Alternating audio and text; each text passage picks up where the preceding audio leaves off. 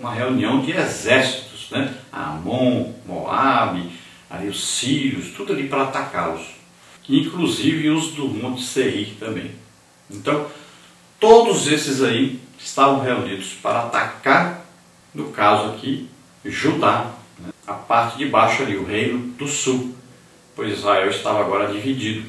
A parte norte era reino do norte e chamava-se Israel, e ali a capital era Samaria. No reino do sul era a capital Jerusalém. Então, duas tribos ao sul, que eram Benjamim e Judá, e as outras 10 tribos ao norte. Então, olha aí que coisa maravilhosa, quando um líder de uma nação vai até Deus e convoca todo o povo.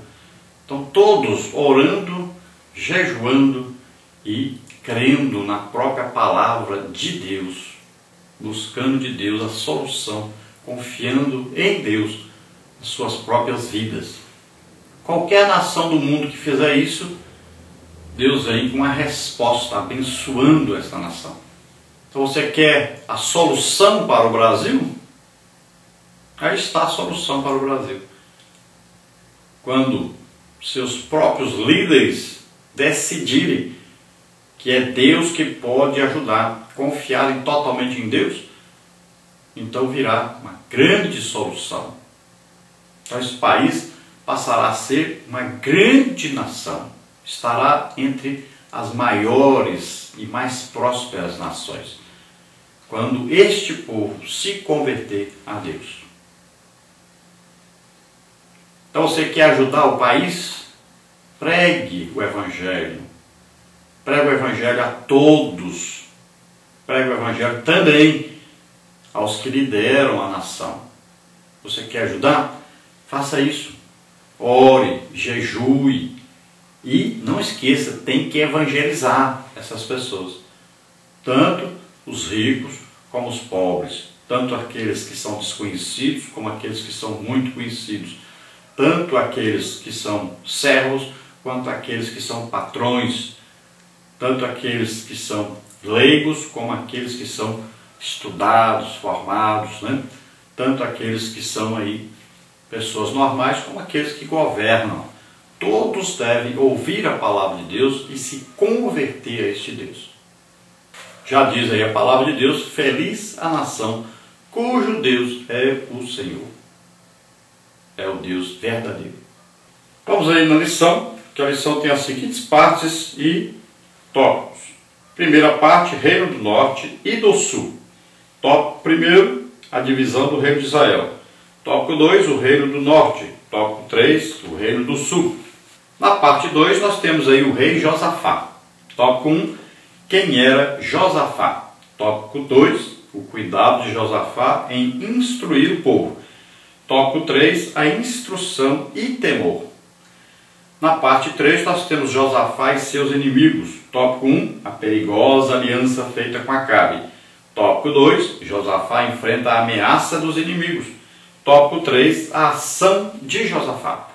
Vamos ver então a introdução que diz: na lição de hoje estudaremos a respeito da pior crise que o rei Josafá teve que enfrentar. Com a história de Josafá, aprendemos que, em meio às crises, devemos orar e buscar o socorro de Deus. Veremos que o rei jejuou, orou e confessou sua incapacidade para resolver tal situação. Josafá teve fé, por isso recebeu a vitória. Em um gesto de gratidão, ele louva e adora ao Senhor. Então, nessa lição, estaremos estudando sobre o rei Josafá e a sua providência quando, num momento de crise, de calamidade, num momento muito difícil, ele então vai a Deus e chama todo o povo para ir junto. E eles vão fazer o quê? As 3 coisas necessárias para haver uma adoração perfeita a Deus e, com certeza, uma resposta favorável de Deus. Então ele vai a Deus com o quê? Com o jejum dele, representante, o máximo representante ali na nação, jejum de todo o povo, e ele leva o quê? A palavra de Deus, e ele vai fazer o que é mais importante para haver uma solução de alguma crise, de alguma calamidade. Ele vai orar a Deus, e todo o povo escuta a oração dele e concorda com essa oração. Olha aí, eram todos unidos, tanto no jejum, quanto na palavra de Deus, quanto na oração. Olha aí, havia aqui o que? Uma união de todo o povo com o seu líder em busca do Deus único e verdadeiro, acreditando nele, tendo fé nele. A fé agrada a Deus. Por isso é que houve uma resposta de Deus, e uma resposta maravilhosa. Eles nem precisaram lutar, os próprios inimigos começaram a lutar entre si. Deus mostrando para eles que aceitou, ouviu a oração, se agradou daquela oração, se agradou da fé deles, principalmente do seu líder, o rei Josafá. Você, pastor da igreja, se você fizer isso na sua igreja, você vai ver que Deus vai se manifestar, vai haver aí um avivamento. O que precisa? Oração, muito jejum, muito estudo da palavra de Deus. Então as orações devem ser feitas usando a palavra de Deus. E a união aí, né? Onde a união está Deus o quê? Aprova isso, né? Deus vem com a sua manifestação, com a sua glória, com o seu poder. Então é preciso aí uma união do povo em torno de quê? Não é de festas, nem de churrasco, nem de passeio, como estão fazendo. E o que está fazendo? Essas festas, churrasco, passeio, tudo. Está fazendo alguma união? Está tendo algum avivamento com isso? Não. Aqui ensina o quê? Jejum. Não é churrasco, não. Não é feijoada. Não é passeio, divertimento. Não, aqui é jejum. Olha aí. Aqui não está falando que o povo se pôs a banquetear, passear, se divertir, jogar futebol, não sei o quê. Nada disso. Aqui está dizendo o quê? O povo se pôs em jejum, em oração e usando a palavra de Deus. Pronto. Aí Deus vem e se manifesta. Manifesta a sua glória, o seu poder. Aí vem o que? A verdadeira alegria. Não é essa alegria que se alegra aí por estar enchendo a pança de comida, estão se divertindo, ouvindo música, cantando. Não é essa alegria. A alegria verdadeira é quando existe uma verdadeira adoração e Deus se faz presente. É a alegria da presença de Deus conosco. Essa é a verdadeira e legítima alegria que deve ser buscada na igreja. Deve-se buscar uma manifestação de Deus, você ouvir Deus falando com você, você vê Deus curando, salvando, batizando, libertando. Essa é a verdadeira alegria. Não confunda essa alegria com a alegria do mundo. Não confunda as coisas espirituais com as coisas materiais, com as coisas sentimentais. Não. As mais importantes são as espirituais. Então, onde o Espírito de Deus está, aí o que? A alegria, né? Então, a manifestação do Espírito Santo que é importante, é isso que nós temos que buscar. É a presença real de Deus entre nós.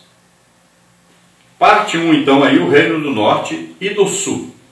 Nós vamos ver tópico 1, a divisão do reino de Israel, tópico 2, o reino do norte, tópico 3, o reino do sul. Vamos ver então o tópico 1, a divisão do reino de Israel. Os livros dos reis e das crônicas apresentam a história da divisão entre as tribos do norte e do sul em Israel.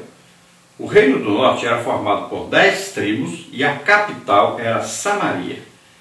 O reino do sul era formado por 2 tribos, Judá e Benjamim, e a capital era Jerusalém.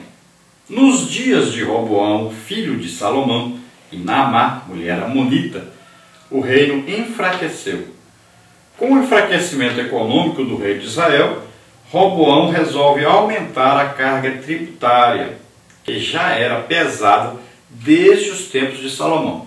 Por causa desse encargo que Roboão não quis aliviar, as tribos do norte de Israel romperam com as tribos do sul. Isso está em 2 de Crônicas 10, de 1 a 15. Então dá para você entender aí claramente o que aconteceu, né? Nós vamos ver primeiro o rei de Israel, Saul, segundo Davi, terceiro Salomão. Salomão, nós sabemos que arrumou aí 1000 mulheres, né? Acabou se prostituindo com essas mulheres aí e acabou na idolatria. Então Deus não se agradou disso, embora Salomão no finalzinho da sua vida tenha se arrependido, chegado à conclusão, que é a única coisa que nós devemos fazer, o que importa realmente, que é importante é o quê? É servir a Deus, adorar a Deus, é guardar a palavra de Deus, guardar os seus mandamentos, né? Então ele chega a essa conclusão. Mas Deus tinha ficado muito zangado com a idolatria de Salomão. Ele não dividiu o reino até a época de Salomão por amor a Davi. Quando entra o filho de Salomão, o Roboão, então esse Roboão, ele vai ser o grande causador aí da divisão agora. Porque ao invés dele ser um bom rei, ao invés dele tratar o povo com clemência, com amor, ao invés de ouvir os conselhos dos idosos, ele vai ouvir os conselhos dos seus companheiros jovens. E ao invés de baixar o imposto, que já era altíssimo no tempo de Salomão, ele faz aumentar os impostos. Então as tribos, as 10 tribos, as tribos do norte, já estavam cansadas de quê? De sustentarem a idolatria do pai de Roboão, que era Salomão. De sustentarem o luxo que havia em Jerusalém. Então ali haviam os líderes, né, do reino de todo Israel. E eles estavam ali só se banqueteando, vivendo regaladamente, casas lindas, palácios bordados de ouro, uma riqueza muito grande. Então as 10 tribos resolveram dividir o reino de Israel.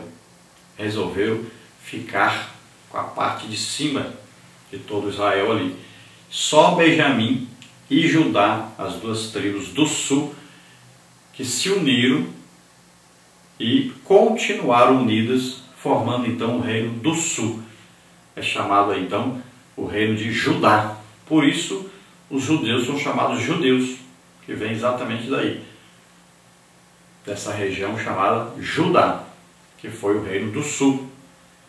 Agora a parte de cima, com as 10 tribos, pegou o nome de Israel, ficou o nome de Israel, do mesmo jeito que era antes. Então se formou aí 2 reinos do norte, cuja capital terminou ficando com Samaria, e o reino do sul, que ficou a capital como Jerusalém. O rei na parte de baixo de Judá ficou sendo Roboão, e a parte de cima ficou Jeroboão. Então a partir daí começam a haver o quê? 2 reis, né? A parte de cima com o rei, a parte da região norte, com a capital em Samaria, e a parte do sul, que é o reino do sul, chamado Judá, com um rei que governava na capital Jerusalém. No tópico 2, então, nós temos aí o reino do norte. O reino do norte conseguiu sobreviver por aproximadamente 200 anos. Foi governado por diferentes reis. Na sua grande maioria, os monarcas são identificados pela seguinte expressão: era mal aos olhos de Deus.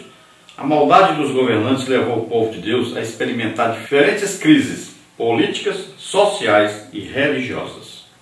Então aí por mais de 200 anos persistiu então essa divisão. O reino do norte, reino do sul. Reino do norte Israel, reino do sul Judá. E no reino do norte então os reis que foram entrando ali, começando por Jeroboão, Então os reis que foram entrando foram reis rebeldes,